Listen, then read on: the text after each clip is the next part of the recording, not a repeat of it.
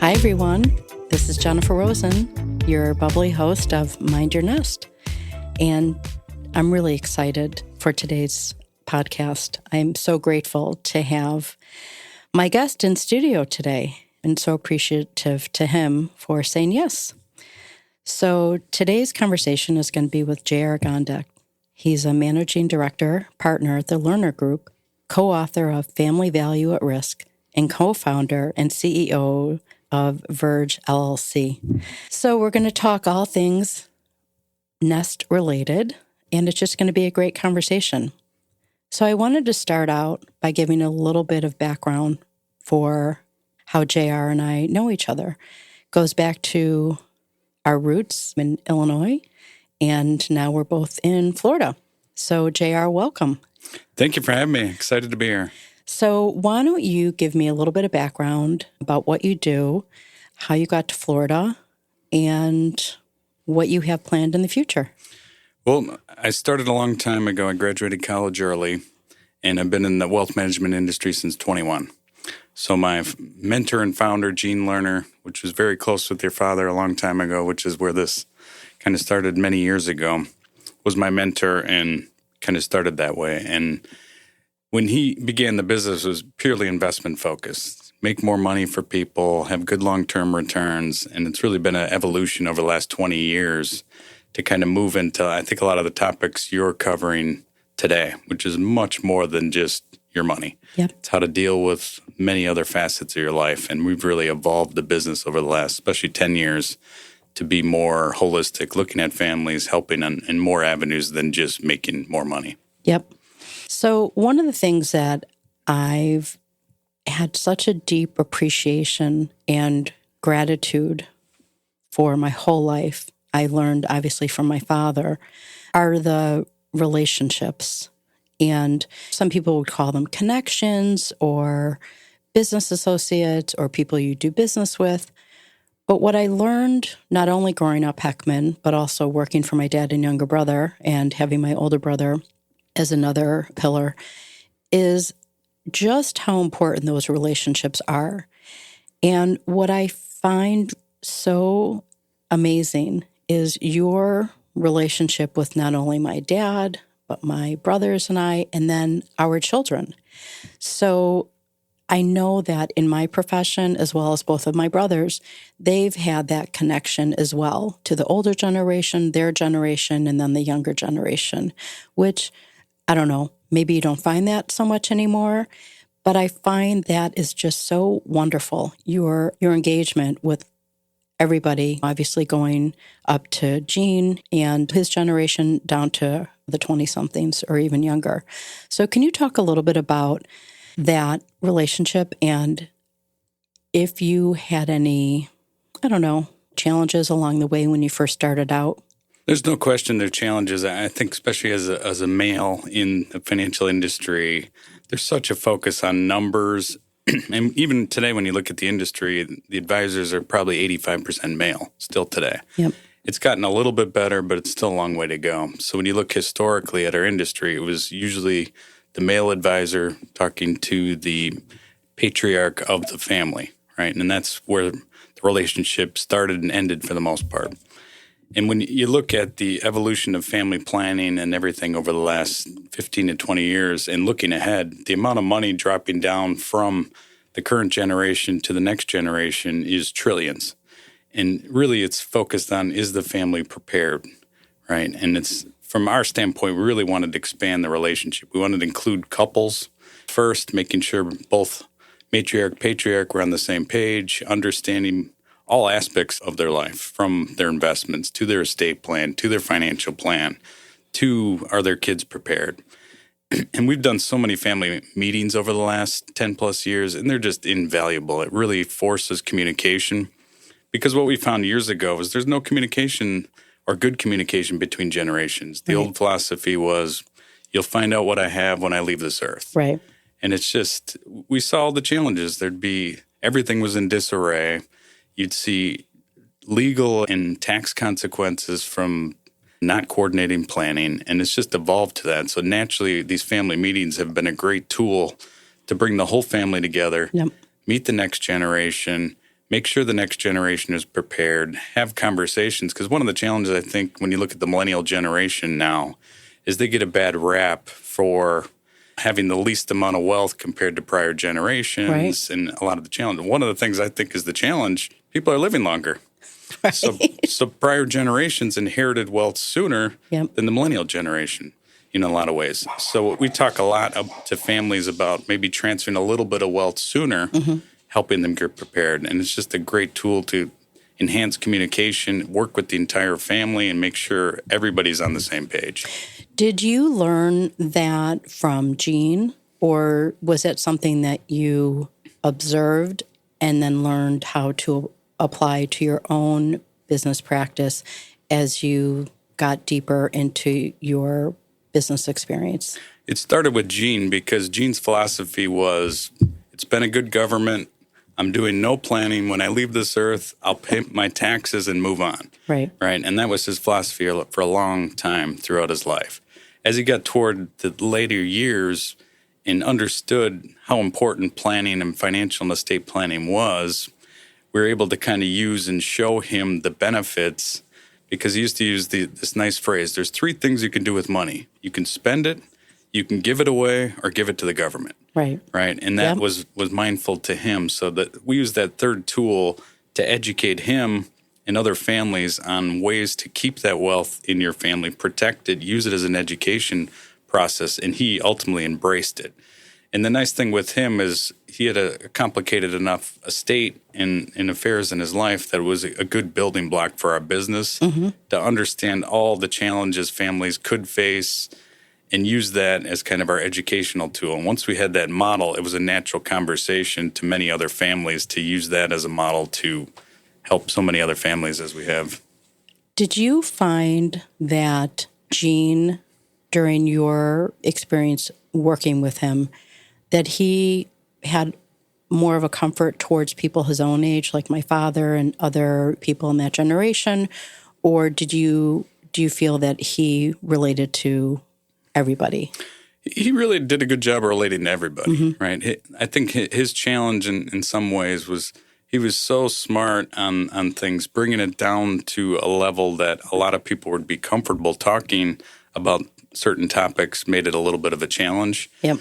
So one of our philosophies has been really keep it simple, right? Because I think we can always get into the weeds on all the details on planning and investments and what have you. But for the most part, it's not what everybody does day to day. Right, exactly. So you really want to be comfortable. Like we like to put together a simple net worth statement. Have everything you own on one page, right? So many people you think about, I have this old 401k Right. rollover, I have this bank account, this investment account, this insurance policy, and it's not organized. So it's really putting it all in one place so everybody could see it. It really relieves the anxiety in a lot of ways, Right. keeping it really simple and relaxed and showing people how things are on one page. Same with like financial plan or your estate plan. Trusts, you use trusts and wills, and a lot of people's eyes roll back. It sounds complicated and it's... Or they're scared. They're scared. It's overwhelming. Yeah. Right? You get your estate and it's a book an inch thick. Yep. Right? And it's 20, 30 pages. So we like to have 2-page summary. Here's what the big items are, and you can refer back to that very quickly. So we like to have a lot of simple summaries that help. And it's easier to ask questions. I feel comfortable. It's here to look through. If I'm going to page through 20 or 30 pages, it's overwhelming. Right. And you've lost me, a client, because you're not exactly sure where you're looking. Similar to tax returns, I find, coming from a family of accountants and one lawyer, that a lot of people, after those first 2 pages, they're really confused. 100%. And it's the same on all of that. Give me a simple summary. What were the differences from last year to this year? What are the changes? And it really helps to alleviate and bring everybody on the same page to be comfortable to talk and ask questions. So talk to me a little bit about having these generational meetings. I know that our family went through a similar process when my dad was getting closer to not being on the planet anymore. And I've talked before about how lucky I've been in coming from the family that I have, but not everybody, as you well know and have experienced, has had that experience. So can you talk to me about a really good experience getting different generations together to have these conversations? And then on the flip side, can you talk to me about an experience where it didn't go so well? Well, if you think about getting people together, I mean, it's such a barrier from kind of the most senior generation today of sharing. I mean, there's always the concern, by sharing, am I taking the fire out of the belly of the next generation? Are they going to stop working if they know what is potentially ahead, right? And there's always those challenges. So what we talk to families about is multiple approaches. Everyone knows their family better than anyone else for the most part. So you could do a simple structure. Just tell me what's in place without values, right? And that can alleviate the concern that here's what's going to be funded in the future. There's going to be this trust or this IRA. What does it mean to you? What do you need to be prepared for? And don't put any values on things, right? And that can at least start the conversation, because what we found is you get the conversation started, naturally after the meeting, 9 times out of the 10, the children want to reach out to us to make sure, number one, they have wills and trusts, because a lot of times they don't. Yep. And then number 2, they want to make sure that it compares and coordinates with their parents or grandparents. So it's just a nice tool. And then after that, families tend to evolve to, okay, I'm open to sharing the values. I'm open to doing that. And you kind of break through the comfort from that. And the nice thing, we kind of sit in the middle. So a lot of times we find kids don't want to share with their parents what they have either. Oh, of course. Because, right. Well, what if I'm doing better than my sister or my brother? My money's my money and your money's my money, right? Or part of the concern, well, what if mom and dad want to give more to my brother? Yes. Because I'm doing better. Yep. So there's always those types of concerns. We talk about this all the time, fair versus equal. Yep. When you're looking at how do you decide your estate? Do you give it fairly? And then when you bring in modern families, it's a whole nother avenue, sure. kind of his kids, her kids, our kids type of approach. And it just complicates things. But again, the best way to overcome this is good communication. Mm-hmm. Do you, I'm sure you have had, let's, for example, say that there are more than 2 siblings. Have you ever had the experience where you have one very strong dissenter in terms of what's going on, and what does that do to, I guess, your role? You're not really, well, you're a quasi-mediator, kind of, but isn't your sole responsibility to your client, meaning the parents or the grandparents who are the ones that are your client? What we try to do is just be an open book. I mean, the scenario that comes to mind was years and years ago, we had a family where the mother had passed away. The father was getting on in years. There were three children. And 2 of them were out of town, and one of them was very close, right? Took care of him, was around, handled all the affairs, did everything for the last, 5 years of his life. And then unbeknownst to the family, he decided to change his estate plan. Instead of going a third, he gave over half to his daughter that was supporting and being there, and 25% to the other 2. So when he ultimately passed away, it was a shock to the family, including the daughter that ended up getting more. And it really was a challenge for the family. And what we talked about, using that as an example, if he would have just had a family meeting and explained his rationale, that she's here, she's helped me, she's doing things, she's spent a lot of time, she's had to take a step back in her career to really help with all of this, that's my rationale for giving a little bit more. But without that context and commentary, it really was a challenge for the family after finding that out to do things. And that's where we always talk to families about, if you have changes within, or if you're not sharing equally, it's good to voice that before you find out when you're gone. Oh, yeah. No, I completely understand that. I mean, my dad was always, I have 3 kids, a third. We all knew for a very long time where we stood. And to your point, the conversations for us started when he had his heart attack in September of 1985, prior to him undergoing open heart surgery. And we were, like I said, we were really lucky. It was the 4 of us, my dad, my brothers, and I, and we started talking about those plans because he thought that he wasn't going to live very long. And of course, he lived for 31 years. But it is challenging. I mean, sometimes I'm surprised at how uncomfortable people are about talking about money and planning and the present and then planning for the future. Do you find that those conversations are more challenging for the younger generation compared to the older, or Does this kind of fall in between all generations? I think it's a challenge for all generations because a lot of the conversation talk about what happens when I leave this earth. Right. Yeah. And it's just scary to think about. Yes. And it's scary as a child or grandchild to think about your loved ones not being here as well. Right. So it's really kind of setting that emotion aside, which is difficult, and really kind of get to the positive of it, Right. which is getting organized and have everything in order. Because we've seen every situation when people pass away with 18 different accounts Right. at all these Yes. places. It's a mess. It takes years and years to figure out, do all this work. Yep. And again, we remind family, do you want to leave all this burden on your children? Mm-hmm. And they're busy. They have lives of their own. Right. So it's really getting organized. And once you're organized, the anxiety level drops. And you want to communicate and tell your family what's in place. Yep. And then it's just a much smoother process because at the end of life, you want to grieve the person. You don't want to be chasing all this paperwork, and it's hard. Yeah. So it just makes it a lot easier when everything's in order to just be able to grieve and then ultimately work on what needs to be done. I have to say, I completely understand that philosophy, and I've actually been able to for a very long time. Maybe it's because I've been in the business world for so many years, and probably also that I have 3 very strong males in my family. I mean, I love my mother. Hi, Mom, I love you. However, I, for some reason, have always been, for the most part, able to table my emotions and then get down to business and not marry the two.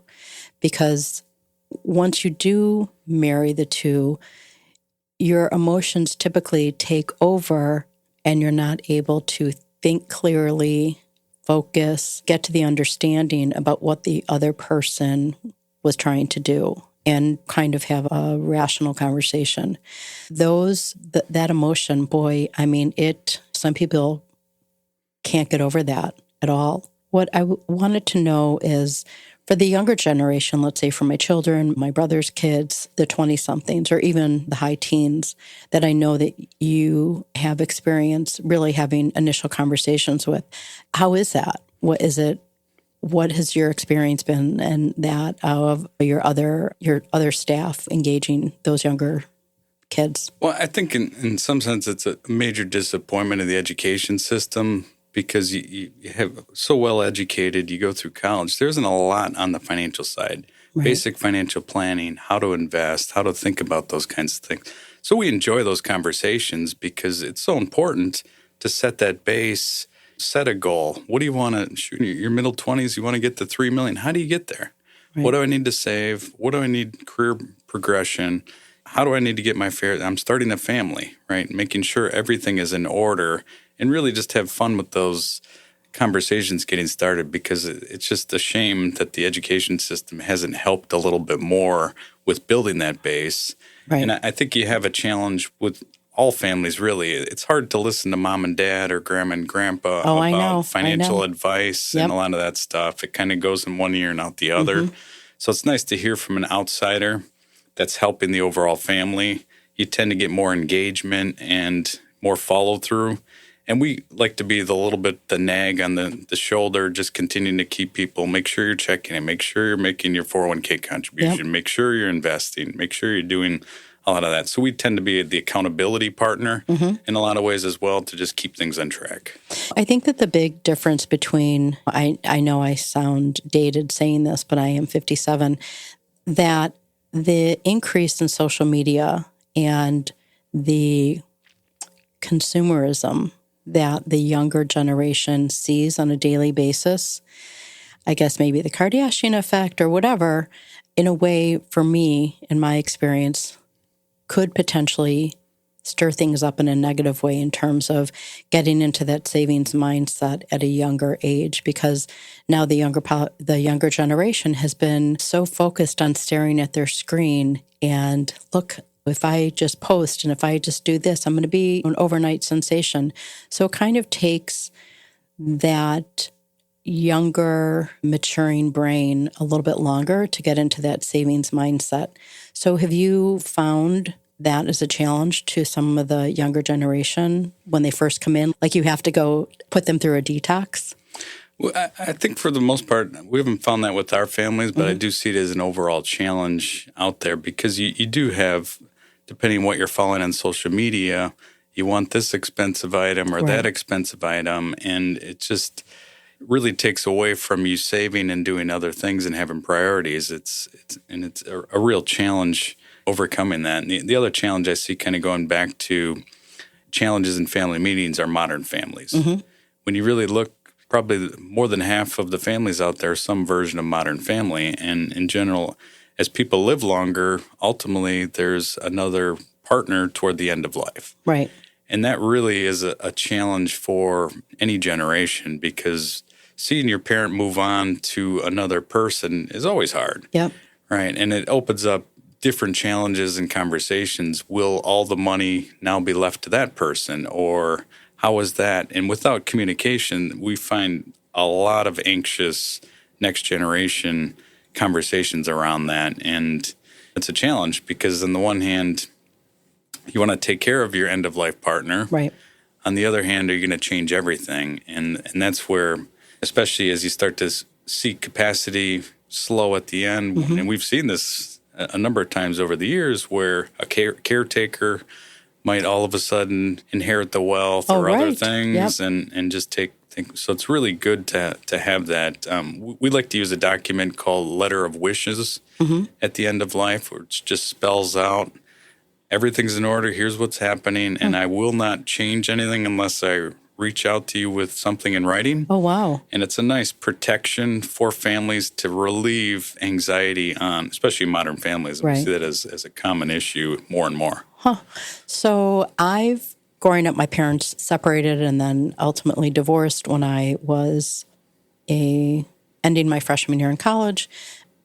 And my dad never remarried.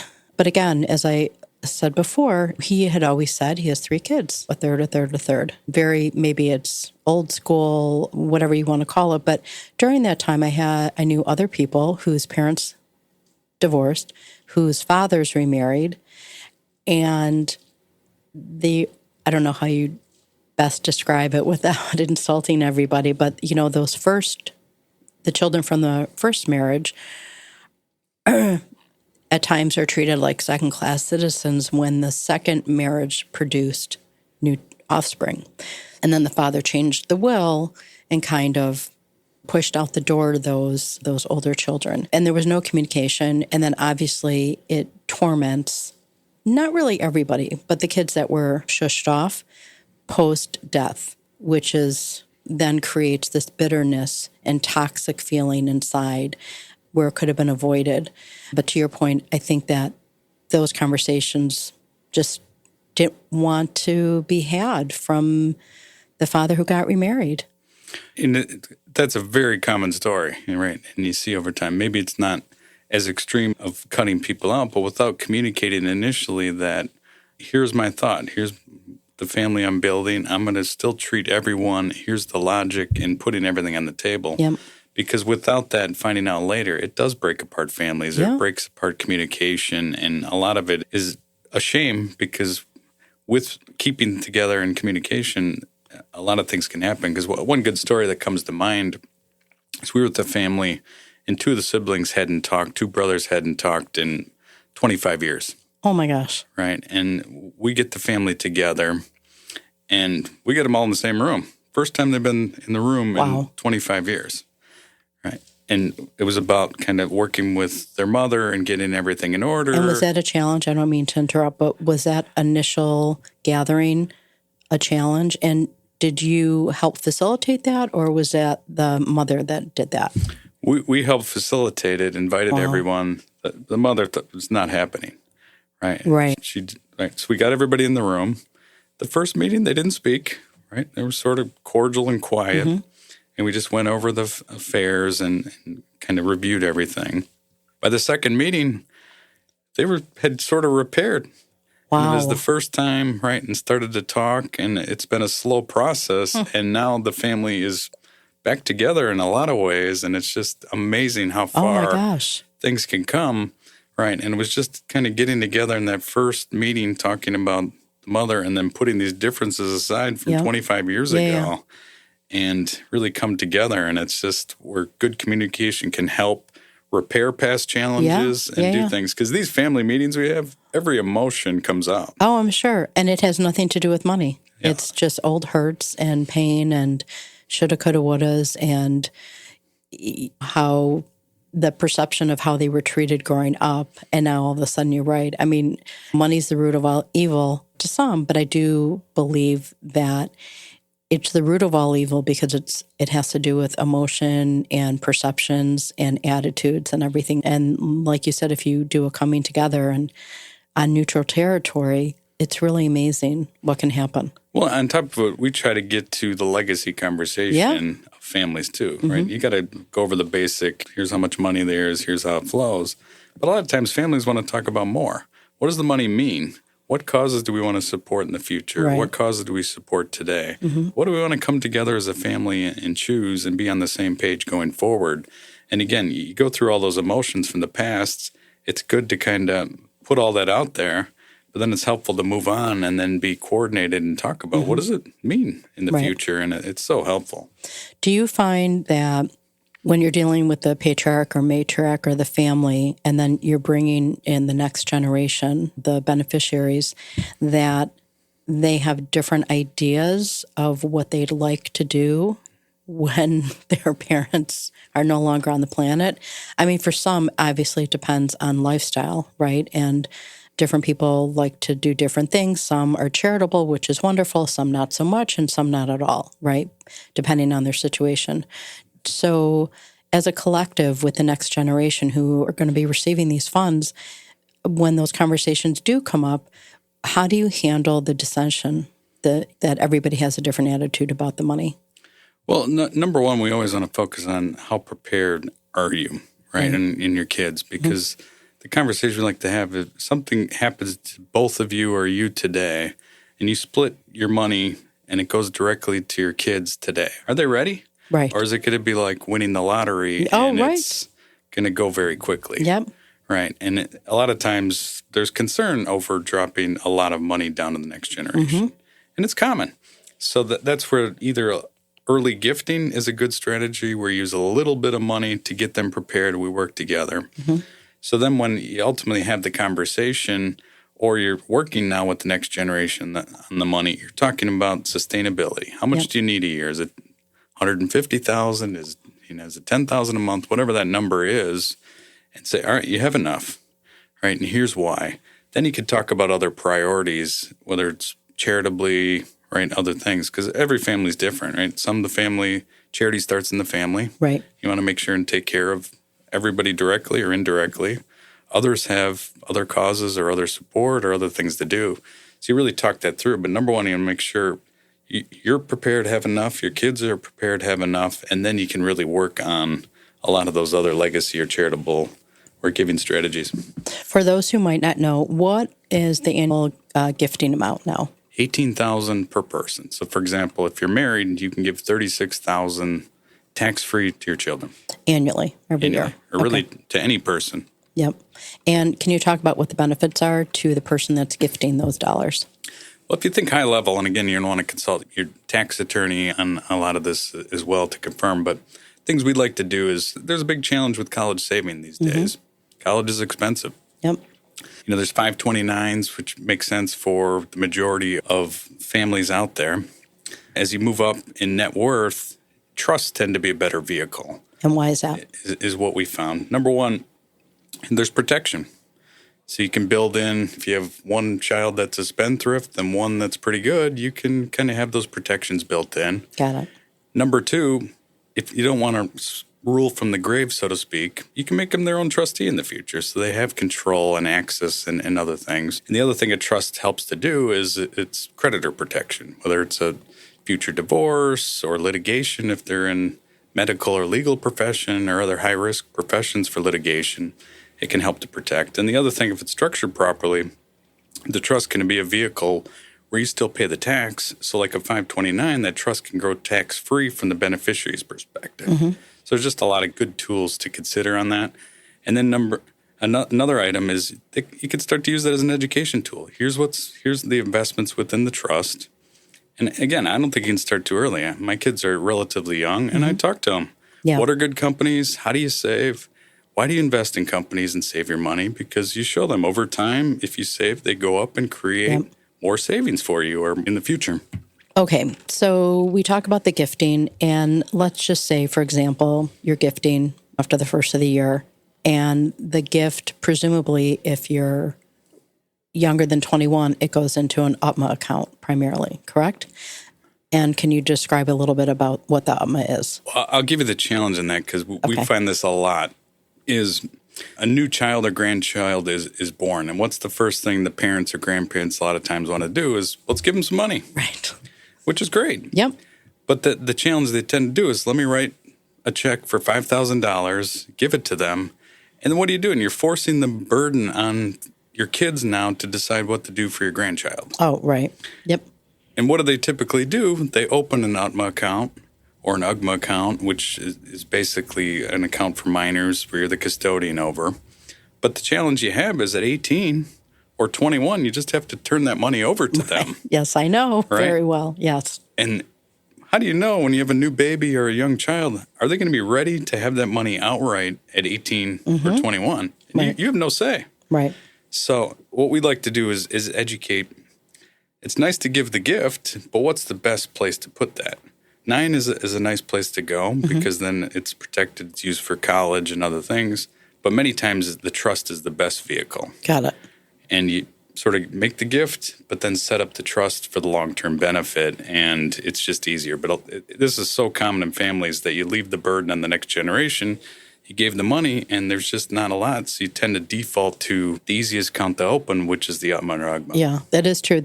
And that's probably just me, from my personal experience, knowing, oh, well, of course you're going to open up an UTMA account. Talk to me a little bit about the 529. So I'm not a huge what-if person, but there are circumstances where maybe you're not sure that you're going to pay for college, even investing in a 529. So what you had said, 529 college or other. So what can a 529 be used for other than college? They've opened them up so the 529s have gotten a lot better over the years. It used to be very restrictive.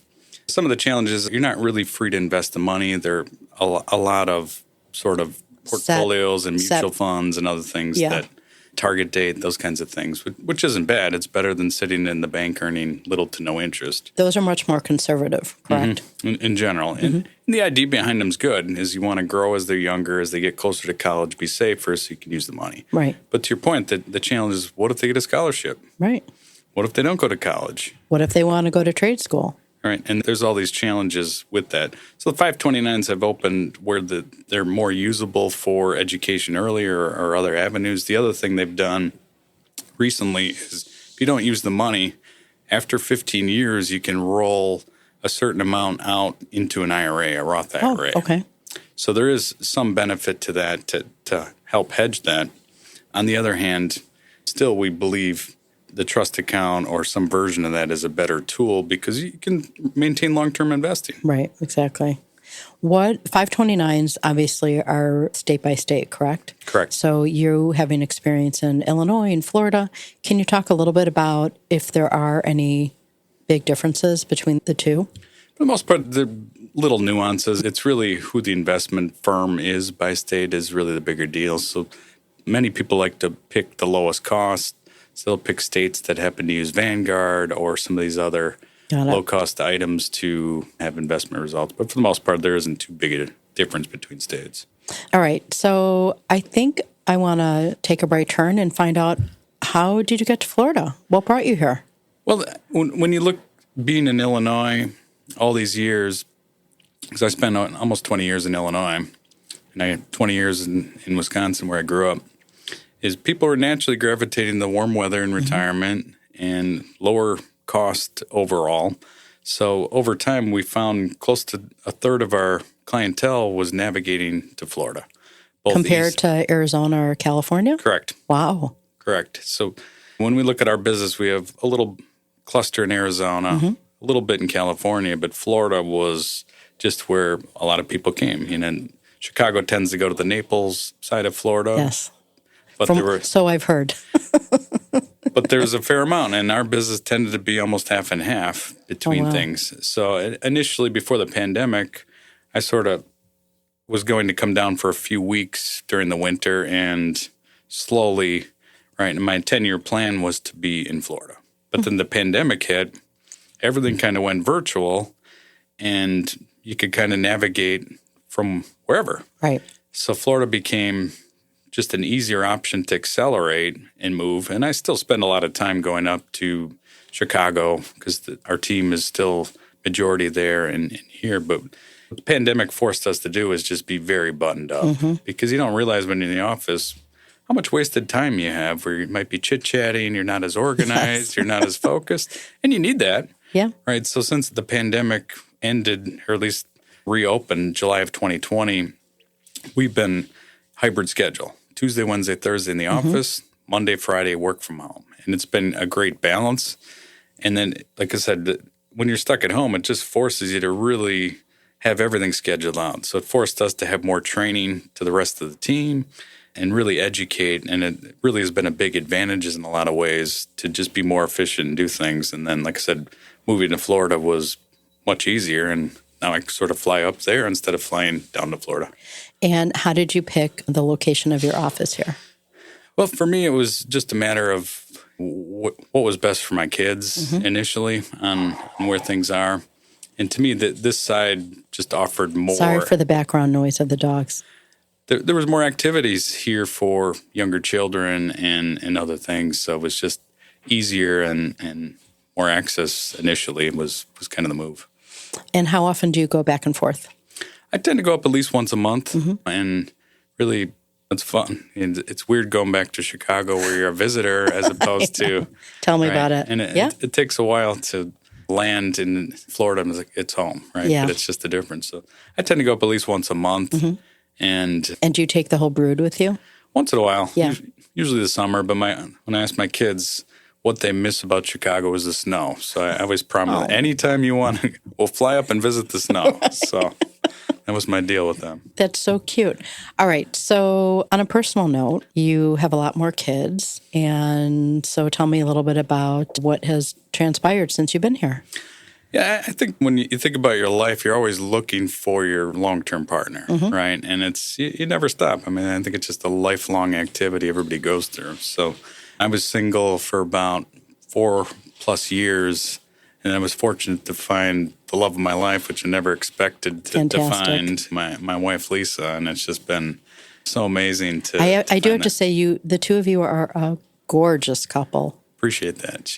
And again, we're opposites in a lot of ways, and we're very similar in many ways. And she has 2 daughters. I have two boys and 2 girls, and we have our 7th on the way. Mazel tov.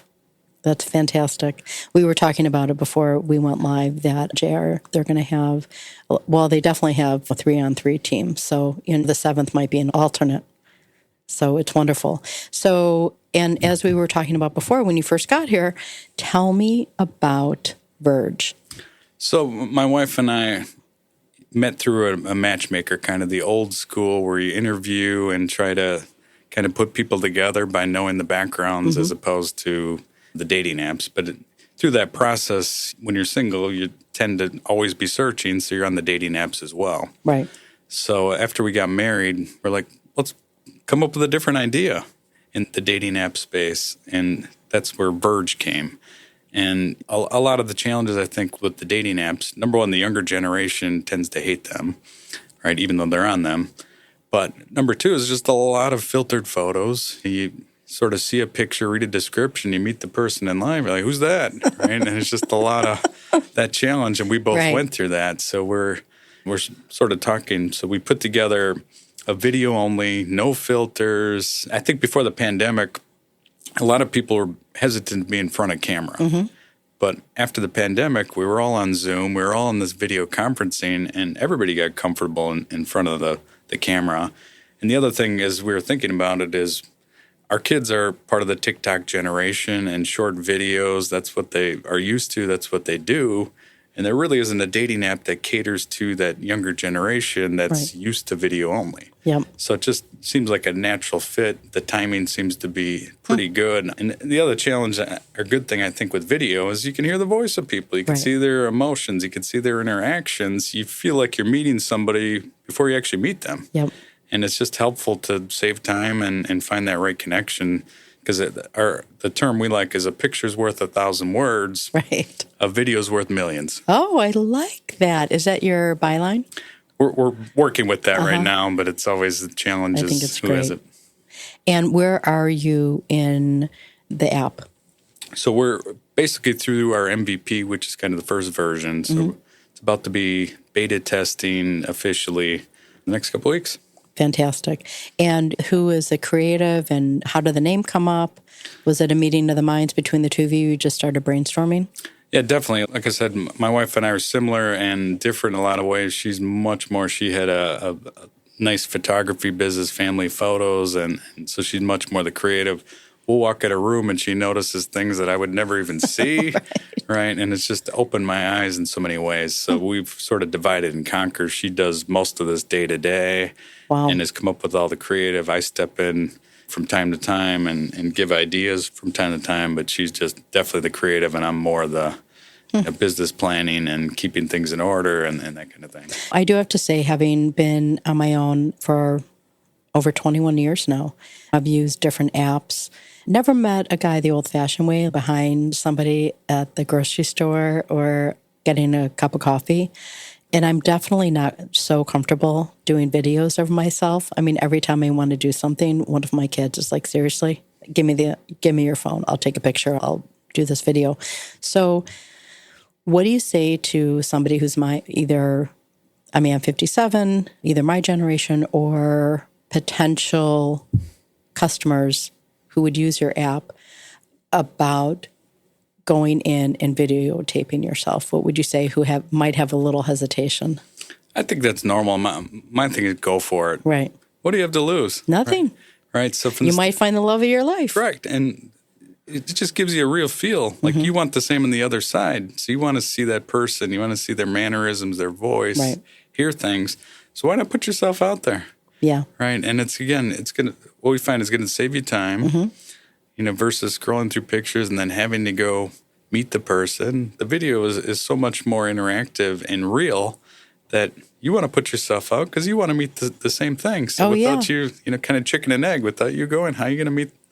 I know, you're right. You're absolutely right. I mean, I know that there are some people that have sworn off any dating app, anything that has to do with technology. And I am pretty old school, just like my dad. I have said that I should have been born in either my parents' or grandparents' generation. Missed my rotary dial phone. But I do believe that, like you said, you have to open yourself. I mean, you don't have to, but if there are so many options out there, and I don't know, just try it, right? Like open up the app. Like you said, you have nothing to lose. You might meet an incredible person. Well, I think about the investment business. No risk, no return. Yeah, right. That's exactly right. I do love the fact that you met your wife the old-fashioned way with a matchmaker. Being Jewish, there are so many things that you could say to the old Jewish matchmaker, or making a shidduch is a Yiddish term that is very, very ancient, but means making a match. So how can you just describe that experience to me, and what made you decide to go that route? Well, I was very busy, obviously, with my kids. At the time, being a single dad with 4 kids, and my youngest was 1. I'm changing diapers. Yeah. I'm doing all that. I remember. Trying to do. Yeah. Rachel, my kids were 11 months old and 3 when I became a single. So you're trying to balance everything out and having time. So the matchmaker was a nice way to save time, have a quick conversation, and cut through the red tape and just meet somebody. And to me, I spent a lot of time after getting divorced working on myself, right? How do I communicate better? I had a life coach for a number of years, just working through things, both professionally, personally, and what have you, so that when I ultimately met, I was much better prepared. So by the time I kind of signed up with the matchmaker, I was very clear what I wanted. Right. I wanted somebody that had kids, so they knew what we both deal with day to day.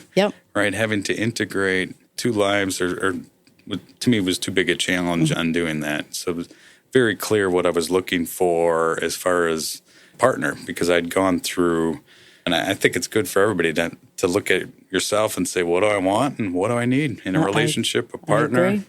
And then, because I think a lot of times people go through, and I had this, where if you don't do that and identify that, you tend to find the same people that you had challenges with, right? So you really need to overcome and look at that. And I was very clear what I was looking for, and it was super helpful. Did you find any challenges when you, either right before you proposed or during this whole process, when you knew that Lisa was the one, with your kids, her kids, the impending merging of the two families?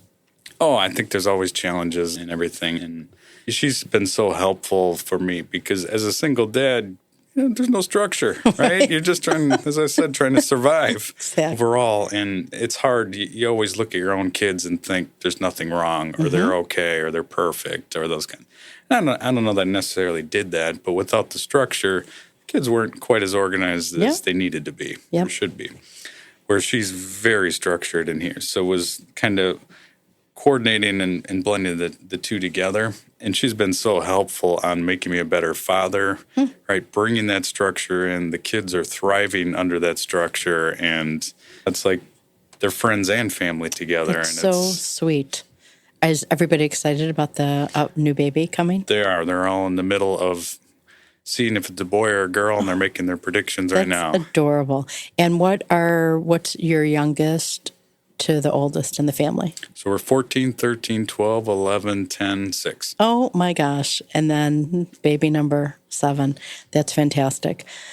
Well, I wish you all the best. I know I'm going to chat and see you again, so I don't have to say take care and see you soon. But I just want to thank you so much. I mean, JR, you have been part of my life for so many years.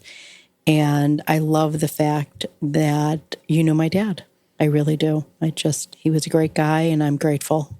Seriously. It's been a lot of fun. I appreciate it, and it's always good to see you. Yeah, you too. All right. Thanks, everybody, for joining us in today's episode. And I just want to encourage everybody to find the podcast called Mind Your Nest on all of your different apps that you can find your podcast. And please follow, share, and give a 5-star review. And the show notes will include JR's contact information in addition to the name of the app, correct? Correct. Okay, great. Thank you so much, everybody. Everybody have a great day, and hugs. Jennifer.